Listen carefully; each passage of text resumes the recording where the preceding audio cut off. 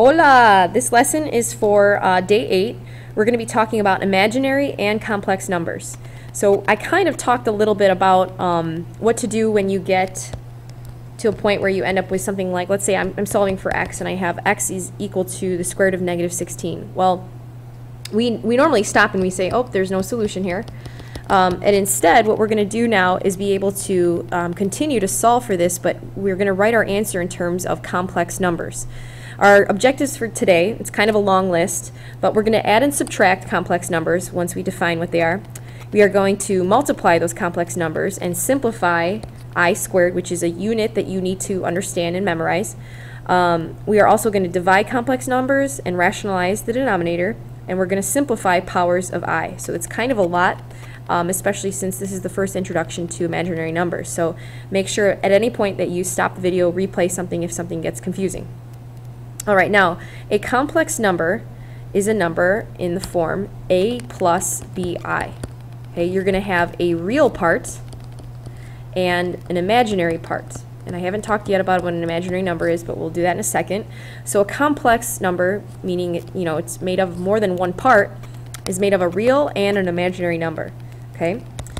Now a conjugate pair, this is a word that I think you guys use in Spanish, but I don't know if it has any relation here. But a conjugate pair is the opposite sign in front of the imaginary term. So if you have a complex number a plus bi, its conjugate pair would be a minus bi. And we're going to use this idea later on in the lesson. Now let's talk about what an imaginary number is. So we just talked about how we can't take the square root of a negative number. What we do is we define I, this number is a unit that is equivalent to the square root of -1.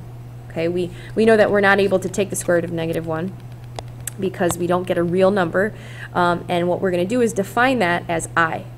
Now, what's interesting about that is that if I were to square both sides here, so -1 squared, the square root of -1 squared, I'm left with I squared equaling here square root of -1 times the square root of -1 is simply -1. So I squared is equal to -1.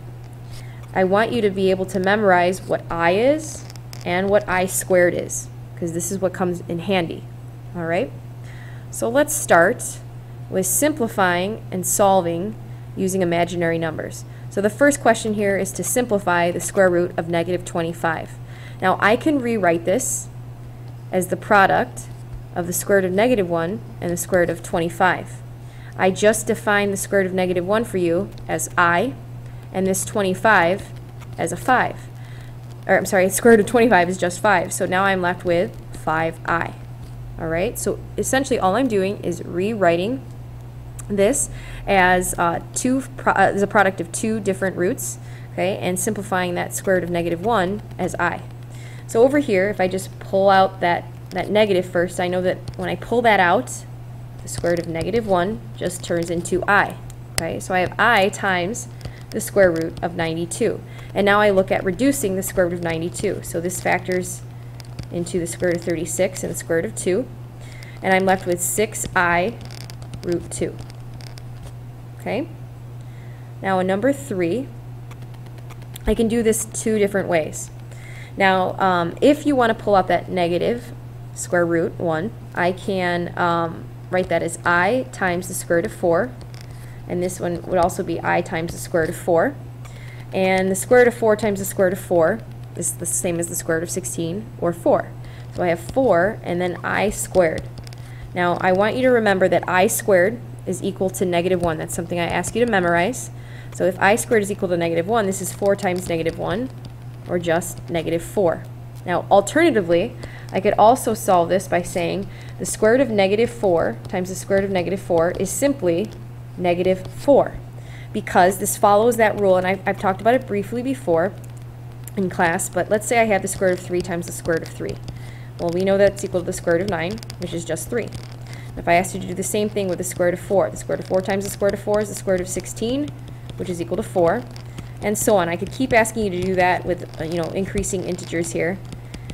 But if you notice, we started with this and end up with this last row here. We start here and we end up all the way over here. So let's skip that middle part here.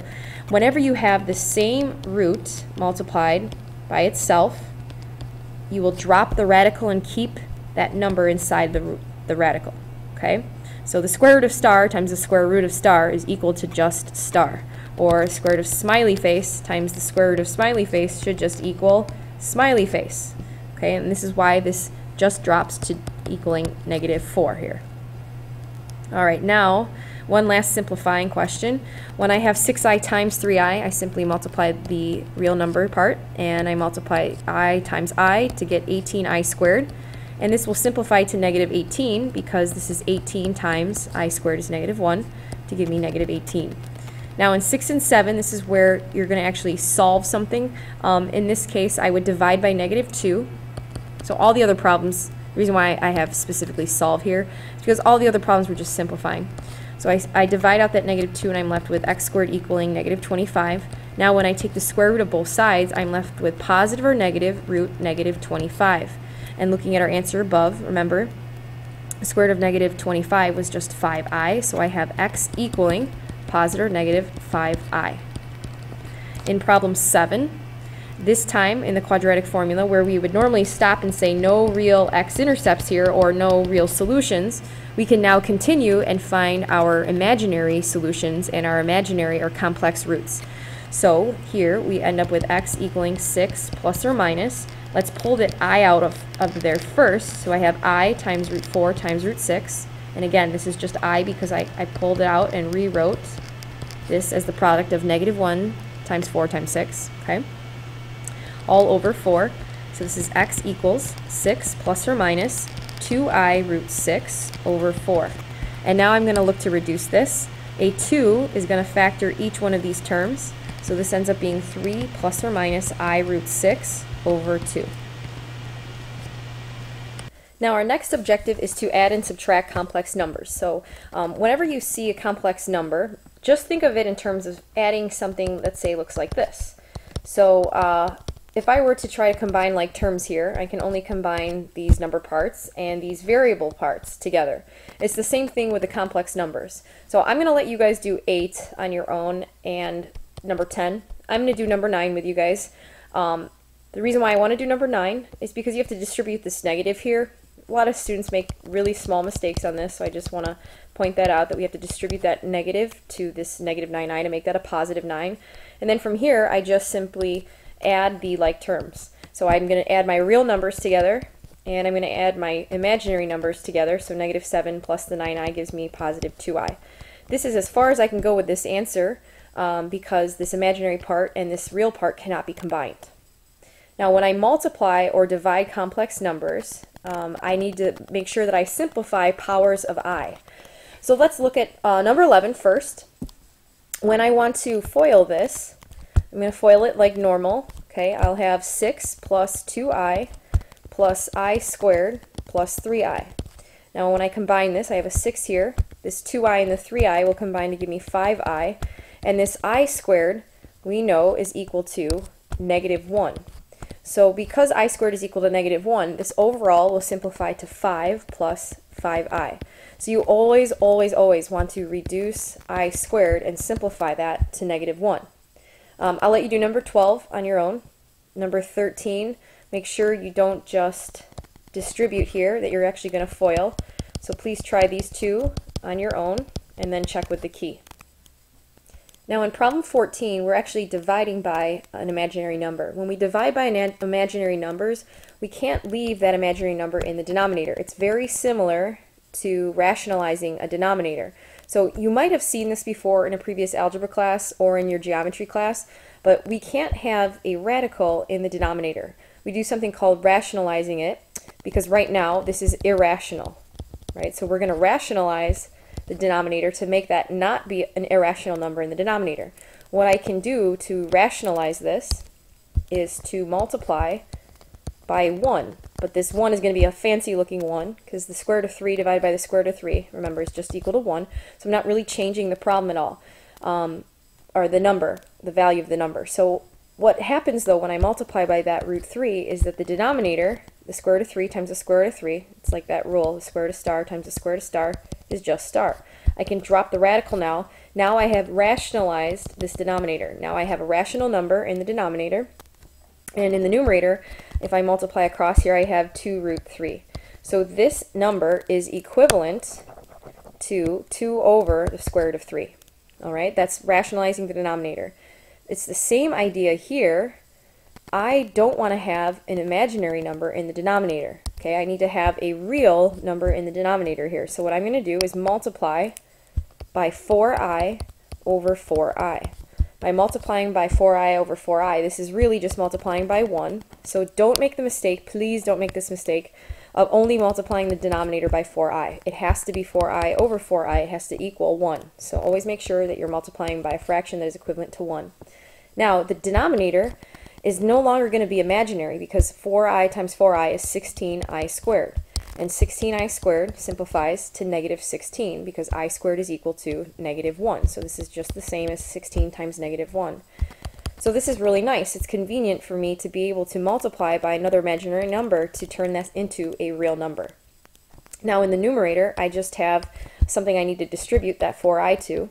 So I end up with 44i plus 28i squared. And again, I want to always look to try to simplify all of my I squareds. So this is 44i minus 28 over negative 16. And from here, you should be able to reduce. You can take out a factor of 4 from each of these terms. So this is going to turn into 11i minus 7 over negative 4. This is equivalent, if you wanted to factor out a negative 4, you could also do that. It'd be equivalent to negative 11 plus 7 over 4. Or, I'm sorry, 11i. So negative 11i plus 7 over positive 4. All right, I would like you to try 15 on your own, and we're going to work on 16 together. So here we have 1 plus 3i in the denominator. We're dividing by a complex number. Instead of just multiplying by 3i here, because 3i will not get rid of that imaginary part. 3i would only give me 3i plus 9i squared. Okay, this will leave me here with a real number, but this imaginary number will still be there. So I'm basically starting right back at, having this complex number. So it won't help me just to multiply by 3i. It also won't help me to multiply just by 1 plus 3i. If I do that, 1 plus 3i, and I square that, or FOIL this out, I end up with 1 plus 6i plus 9i squared. This will drop out and give me a real number. However, this I term does not go away, and I'd be left with 6i minus 8. Okay, and again, I can't get rid of this. So instead, what we're going to do, when we have a complex number in the denominator, we're going to multiply by the conjugate. Okay, remember the conjugate was 1 minus 3i. So I'm going to multiply by 1 minus 3i times 1 minus 3i, or I'm sorry, 1 minus 3i over 1 minus 3i. So this is equal to 1. So again, I'm not really changing the value of that number. I'm just rewriting it a little bit differently. So in the denominator, the reason why I can do this really quickly in my head is because I'm just using the backwards factoring of the difference of squares. Remember, difference of squares, x squared minus y squared, factors into x plus y and x minus y. What I'm asking you to do now is, starting with this, what would your product be? Well, if I were to FOIL this out and show all the terms, I'd have x squared plus xy minus xy and then minus y squared. These terms here drop out, leaving me with just x squared minus y squared. So I'm asking you to just go backwards here. Instead of factoring, I'm asking you to FOIL very quickly in your head. So the denominator now, if I multiply 1 plus 3i times 1 minus 3i, turns into the first term squared, just like this, the first term squared, which would be 1 squared, minus the second term squared, so 3i squared. So I'm left with 1 minus 9i squared, and that 1 minus 9i squared will now let me drop that number so that I don't, or that imaginary part, so that I don't have any complex number in the denominator. Okay? So this now turns into, let me write right next to it, I guess, 1 minus negative 9. So this turns into 1 plus 9. Okay? So I just have now 10 in my denominator, which is really convenient. I don't have an imaginary number anymore. Now, in the numerator, you will have to multiply that out. You won't be able to do that in your head very quickly like we did with, the denominators here. In the numerator, you'll multiply and FOIL that out. So let's do that over here to the side. So 2 minus 4i times 1 minus 3i is 2 minus 6i minus 4i plus 12i squared. This term here will reduce to negative 12. It simplifies. And 2, and then is negative 10i. Now this becomes altogether negative 10i minus 10. Okay, so here's my numerator over my denominator. And since I can factor out 10 from each of those terms, this is equivalent to negative I minus 1 over 1, or just negative I minus I. Okay, so that's number 16. I would like you guys to replay that if any part was confusing, but essentially all you need to do when you see this part here in the denominator is to multiply by the conjugate on the top and the bottom. Make sure you're doing that on the top as well. So here you're going to have to FOIL that on your own, and the denominator is going to be really easy. All you need to do is square the first term, subtract the second term squared, and then you'll turn into a real number. Okay, so try 17, finish that one off on your own. Now with the reciprocal, when I ask you to find the reciprocal of this complex number, I'm simply asking you to see this as a fraction and to flip that fraction. So this is 1 over 3 minus 2i. Now because I have this complex number in the denominator, I'm going to multiply by its conjugate, 3 plus 2i over 3 plus 2i. The denominator, I'm going to do this really quickly, is simply the first term squared minus my second term squared. So 2i squared is 4i squared. And that denominator will then simplify into 9 minus a negative 4, or just positive 13. In the numerator, when I distribute 1 times 3 plus 2i, I just get 3 plus 2i. So there's my final answer for number 18. Please try number 19 on your own. Last up, this is probably the most difficult part of the lesson today. We're going to be simplifying powers of I. So a lot of times we won't just have you do I squared only. Remember, I squared is equivalent to negative 1. But we are also going to ask you stuff like, what is I to the 44th power? And in that case, instead of multiplying each one out like this, you know, and expanding that, which would be crazy of us to ask you to do, you're going to use a little trick, and that's to rewrite something in terms of I squared. So I'm going to kind of set you up here with this backdrop, and then we're going to do a couple problems together, and then I really want you to make sure you check these with the key, because these can be very, very tough. So you're definitely going to want to do the you try problems. Okay. Alright, so starting off, I have I is equal to the square root of negative 1. This is a definition that we've talked about already, so that when I see I squared, I can think of this two ways. I can say, okay, that's just square root of negative 1 times the square root of negative 1, which is negative 1, because that rule, the square root of star times the square root of star is equal to star. Okay, so that's one way of thinking it, or we can use our definition, which says I squared is equal to negative 1. Okay, we talked about both of these. All right, now when we get to I cubed, this is one where if I wanted to, it's small enough where I could say, okay, that's the square root of negative 1 times the square root of negative 1 times the square root of negative 1, and this would give me negative 1 times the square root of negative 1.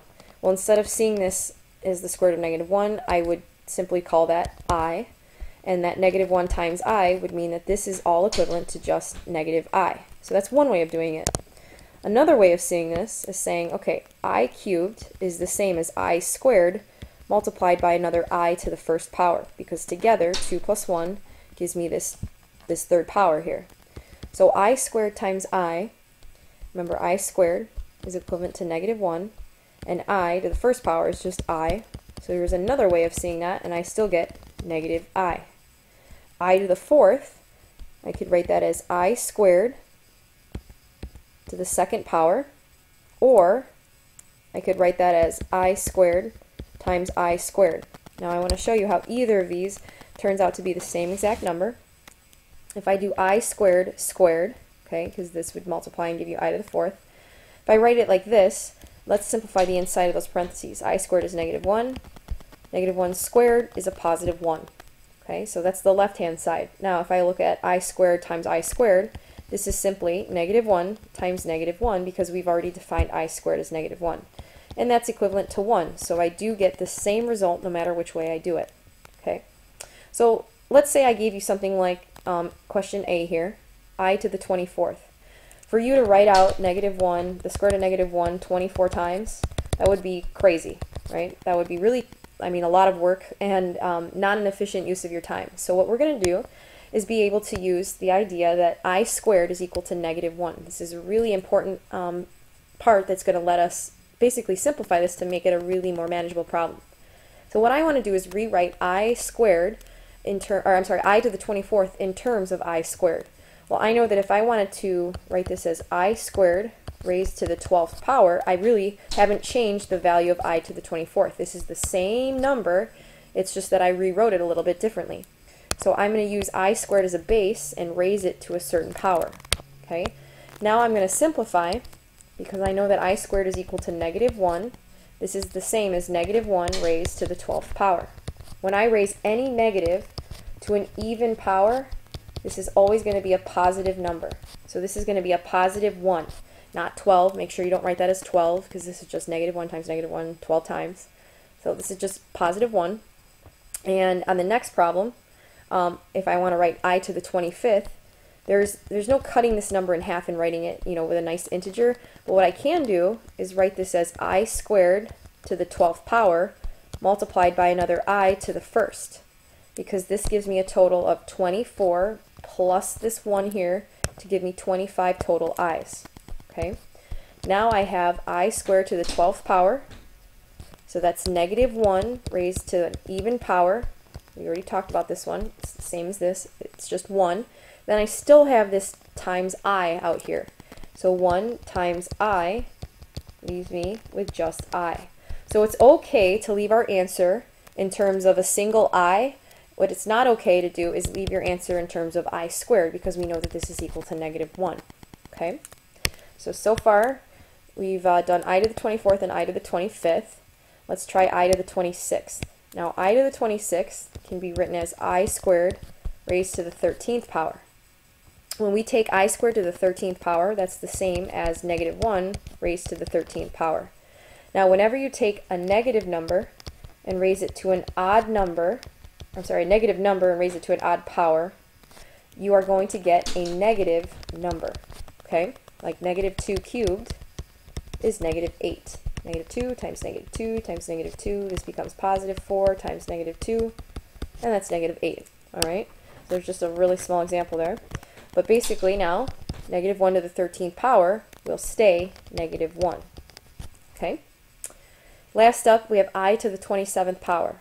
Now I to the 27th, I can rewrite that as I squared raised to the 13th power, but this is only 26 I's. I need to now multiply by another I to the first power in order to get 27 total I's. Now I have -1 raised to the 13th power times another I. This is equivalent to -1 times I, which is -I. Okay, so taking a look at these results here, look at how that's very similar to what we just saw over here, right? Here we have I, then -1, then -I, and then finally 1. It goes in a cycle of 4, as a matter of fact. So this is kind of interesting. We are going to use always, though, to write powers of I in terms of I squared. So let me give you one more example that I'm going to do off to the side so that we can do this together. Let's say I gave you I to the 45th power. If I have I to the 45th power, I can write this as I squared to the 22nd power times another I. This would give me a total of 45 I's. Okay, this is to the first power. And if I want to simplify this, I squared is equal to -1 raised to an even power times another I. So -1 raised to this even power is a +1. +1 times I is simply I. Okay? Please, please, please try E and F on your own. Okay? Check with the key, and then get ready tomorrow to at least have one of these in a video check quiz. Okay? Nice job. I will see you in class tomorrow.